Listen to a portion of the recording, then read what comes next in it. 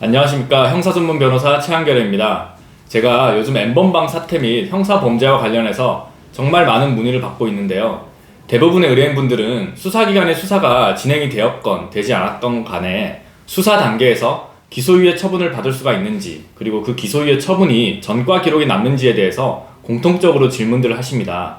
그러면 실제로 피의자가 피해자와의 합의를 통해서 또는 변호인의 도움을 받아 양형자료를 철저히 준비하고 수사기관에 제출한 다음에 기소유예를 받았다고 가정했을 때 피의자에 대한 범죄 경력을 조회한다면 그 기소유예 처분 이력이 나올까요?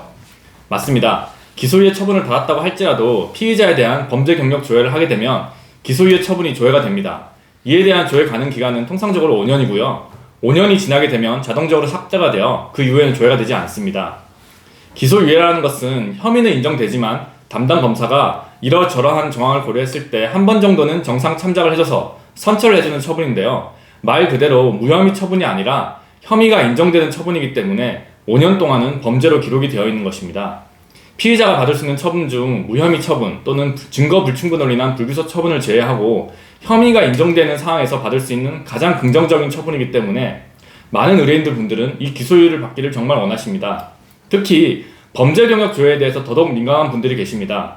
예를 들어 사관학교 준비를 하시는 분들이나 부사관, 장교, 군무원, 공무원들을 준비하시는 분들은 시험에 합격하셔서 임용을 할 때 특정 범죄 경력이 있으면 임용 결격 사유에 해당하기 때문에 무조건 기소유예를 받게 해달라고 하시는 경우가 많습니다. 그렇다면 기소유예를 받기 위한 조건에는 어떤 것들이 있을까요? 여러 가지 조건들이 있는데요. 무엇보다 가장 중요한 건 피해자와의 합의가 가장 중요합니다. 많은 형사 범죄에 있어서 수사 단계에서의 반성문이나 탄원서 등 양형 자료를 아무리 잘 준비를 하고 제출을 하더라도 피해자와의 합의가 없으면 기소유예가 나올 가능성은 현저히 떨어집니다. 하지만 보통의 피해자들은 가해자와 합의를 할 의사가 없는 경우가 대부분이거니와 아예 의사소통하는 것을 거부하는 경우가 굉장히 많습니다. 이럴 때 필요한 것이 변호사의 조력입니다.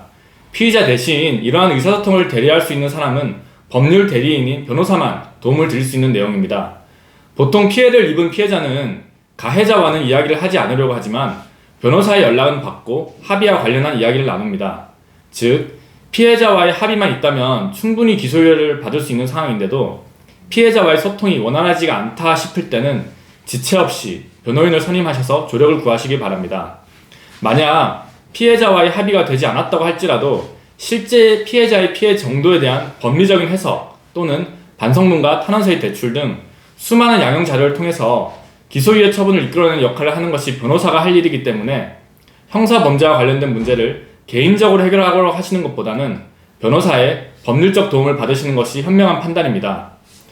평생에 한 번 있을까 말까한 형사범죄 수사에서 적절한 대처를 하지 못해서 후회하는 경우를 만들지 마시기 바랍니다. 다음 이 시간에는 더 알찬 내용을 가지고 오겠습니다. 감사합니다.